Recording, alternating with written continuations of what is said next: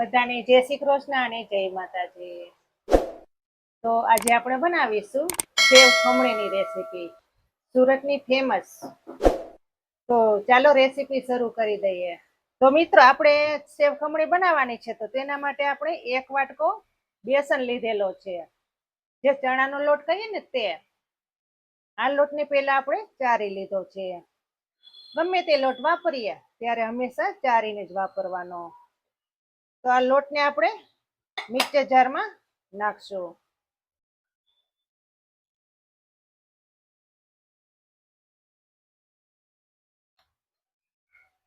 હવે આ 1 વાટકો લોટ લીધેલો છે, તો તેના જ પ્રમાણમાં 1 વાટકો પાણી લેશો.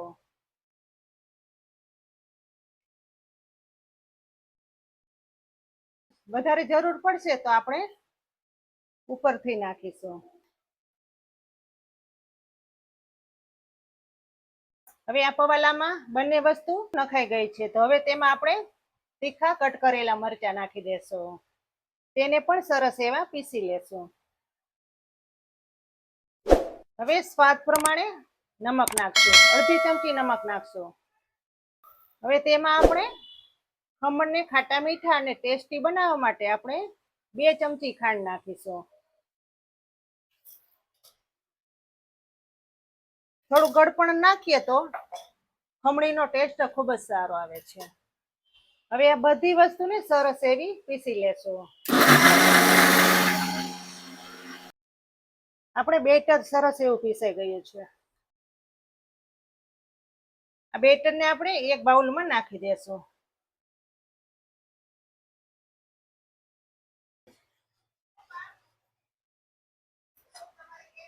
હવે આ બેટરમાં આપણે અડધી વાટકી રવો નાખશું, જે સૂજી કહીએ તે.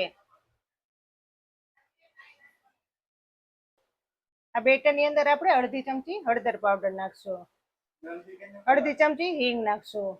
હવે સરસ એવું ફેટી લેશું.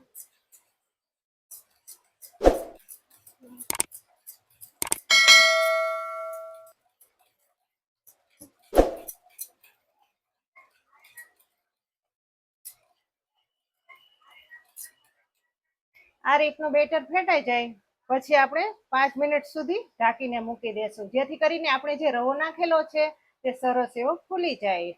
આપણે આને 5 મિનિટ સુધી રેસ્ટ આપીશું, જેથી કરીને આપણો રવો સરસ ફૂલી જાય.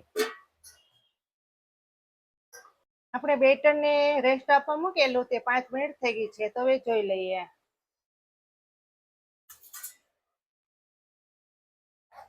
પેલા કરતા એકદમ સરસ એવું ઠીક થઈ ગયું છે. હવે આપણે ખમણને ફૂલાવવા માટે ઈનો લીધેલો છે.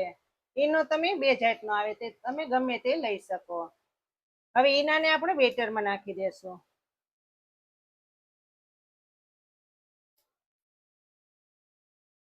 ઉપરથી આપણે અડધા લીંબુનો રસ નાખીશું. જો નાના લીંબુ હોય તો 2 લીંબુનો રસ નાખવાનો.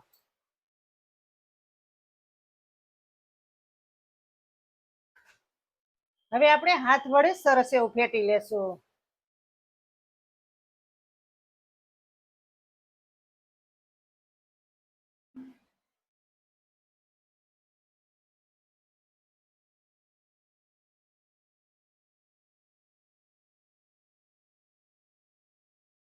જેમ બેટરને ફેટશો તેમ બેટર એકદમ ફૂલી જશે. જોઈ શકો છો ને, જેમ બેટરને ફેટીએ ત્યારે એકદમ સરસ એવું ફૂલી જાય. હવે આપણે ગેસ ચાલુ કરશું ને પાણી ગરમ કરવા મૂકી દેશું.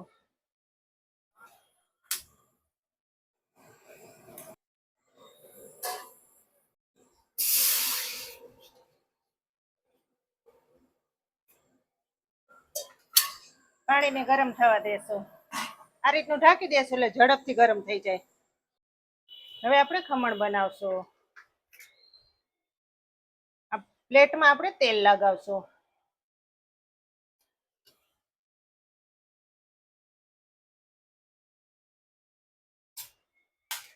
હવે આ બેટરમાં આપણે 2 ચમચી જેટલું તેલ નાખીશું, જેથી કરીને આપણા ખમણ એકદમ અંદરથી સોફ્ટ થાય.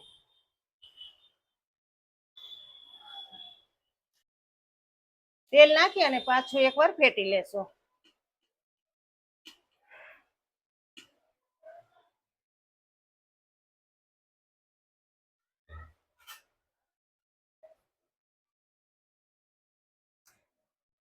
હવે આ પ્લેટમાં બેટરને નાખી દેશું.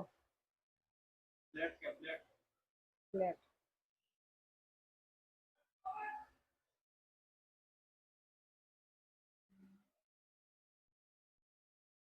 હવે આ પ્લેટને આપણે ઢોકળિયામાં મૂકી દેશું.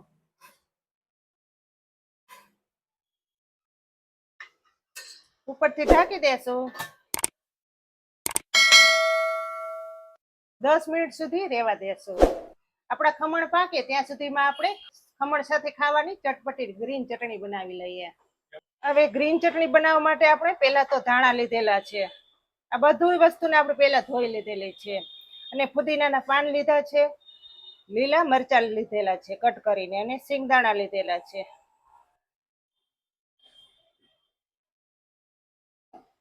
મરચાં પણ નાખી દેશું. ફુદીનાના પાન પણ સાથે નાખી દેશું. અડધી ચમચી આખું જીરું નાખશું. આપણે અડધા લીંબુનો રસ નાખી દેશું.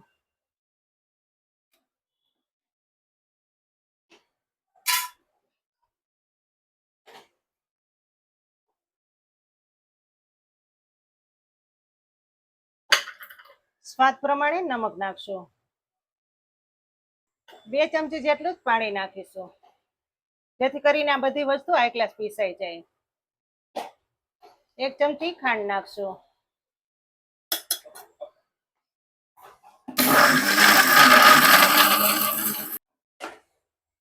ચટણી આ ગ્લાસ પીસાઈ ગઈ છે.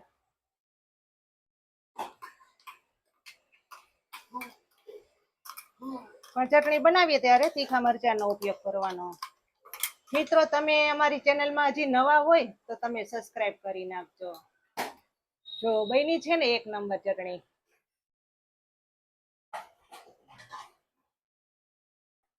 તો હવે ખમણને જોઈ લઈએ.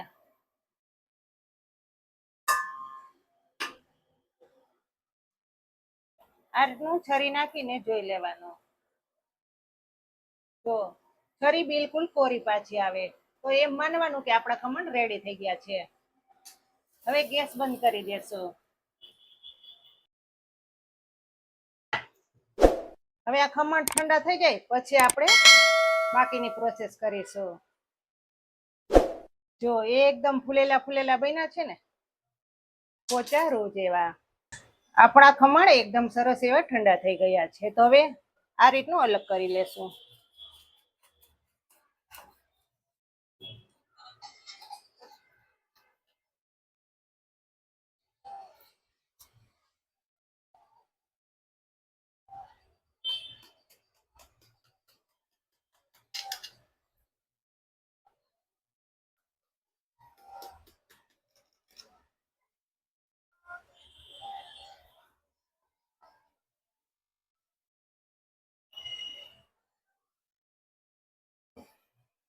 જો બેના છે ને એકદમ પોચા રૂ જેવા અને જાળીદાર. હવે આપણે આનું ખમણ બનાવવાનું છે. હવે ખમણી બનાવવા માટે એકદમ જાડી જારીવાળી ખમણી લેવાની છે. મોટું ખમણ તૈયાર કરવાનું છે.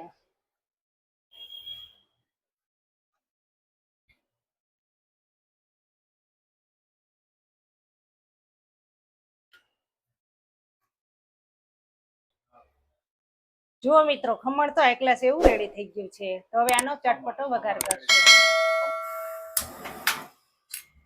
ગેસ ધીમો રાખીશું. હવે કઢાઈમાં આપણે તેલ નાખીશું. 2 પાવરા તેલ નાખીશું. તેલ ગરમ થઈ જાય પછી તેમાં 1 ચમચી રાઈ નાખશું.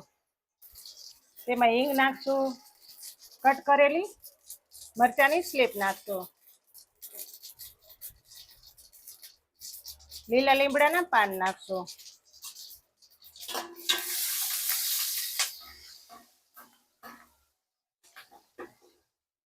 આ રીતના મરચાં સરસ શેકાઈ જાય પછી તેમાં 2 ચમચી સફેદ તલ નાખી દેશું.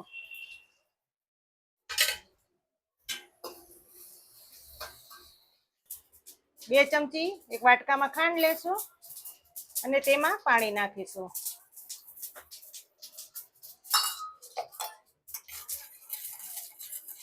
આ રીતનું મિક્સિંગ કરી અને પછી વઘારમાં નાખી દેશું.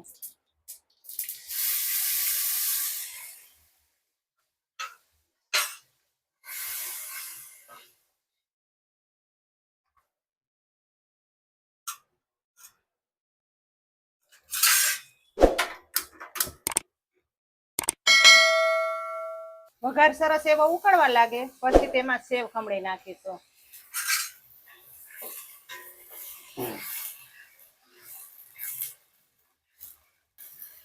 વઘાર આપણો સરસ એવો ઉકળી ગયો છે તો તેમાં આપણે ખમણ નાખી દઈશું.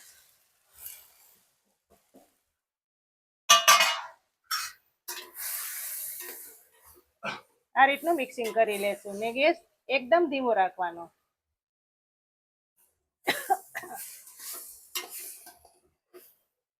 જોઈ શકો છો ને, જોતા જ ખાવાનું મન થાય એવી સેવ ખમણી તૈયાર થઈ છે.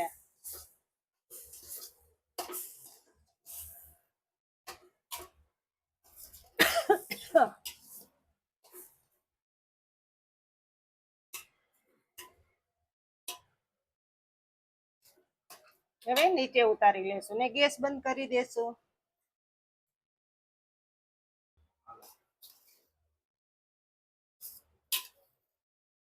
આ રીતની સરસ એવી મિક્સિંગ થઈ જાય પછી તેમાં આપણે જે ખમણીની સેવ આવે દાબેલીની તે નાખવાની છે.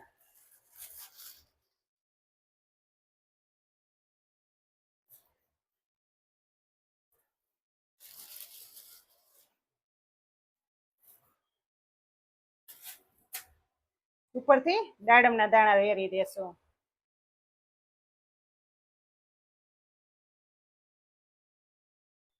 ઉપરથી લીલા ધાણા નાખી દેશું જેથી કરીને આપણી સેવ ખમણીનો ટેસ્ટ ખૂબ જ સારો આવે.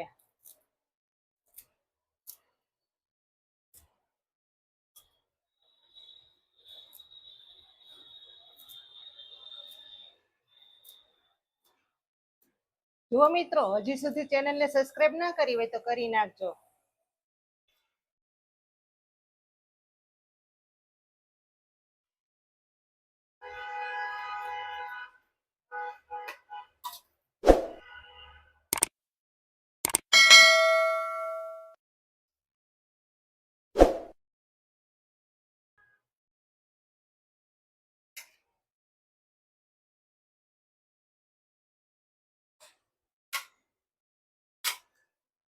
ઓ ભાઈ, એક નંબર ખમણી બની છે, કાંઈ ઘટે નહીં, ચકાચક.